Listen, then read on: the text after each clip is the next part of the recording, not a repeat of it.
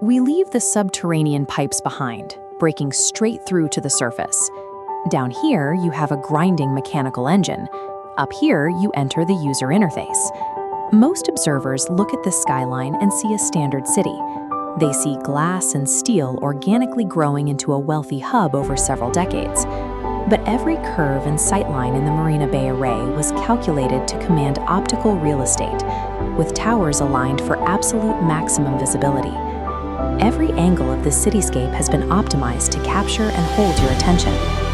If you study network theory or play complex strategy games, the logic driving this construction becomes incredibly obvious. In those simulations, you build specific structures called wonders. You don't build them for housing. You build them to cast an invisible radius of influence. Standing within that radius generates continuous returns, harvesting status and feeding it directly back to the player. Singapore took that digital mechanic and poured it into concrete. The financial district projects a dense, coordinated environment, where every element appears solved. The system multiplies this effect through temporary events. Routing a Formula One track through the downtown grid demonstrates a level of coordination that most cities can't manage for a single parade. And this visual signal acts just like gravity. It creates a sense of safety and competence that pulls in foreign investment naturally.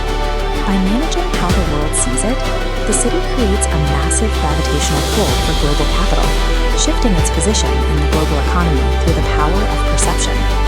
Maintaining an illusion of this massive scale requires an immense amount of physical energy. The pristine glass towers are insulated from the heavy, grinding machinery that actually pays for them. That work happens here. Miles of industrial coastline, stacked with steel shipping containers and automated cranes, processing a massive percentage of the planet's physical trade. You won't see this from the infinity pools downtown. The system compartmentalizes the noise and the grease of global logistics, far from the camera lenses. Because the execution on the surface is so clean, the observer often forgets about the millions of tons of cargo being moved in the background to sustain it. Keeping the labor invisible makes the final result look effortless. This increases the city's perceived authority.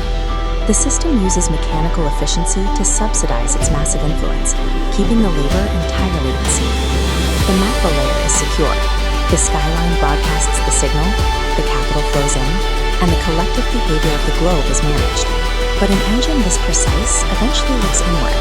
It starts looking for smaller inefficiencies to solve. The scale drops. The physical infrastructure of steel and glass dissolves down into the pixels of a personal dashboard. The system already manages the physical layer of the world we went through. Now we have to ask what happens when that system understands your personal identity. Where does the guidance of the city end and the control begin?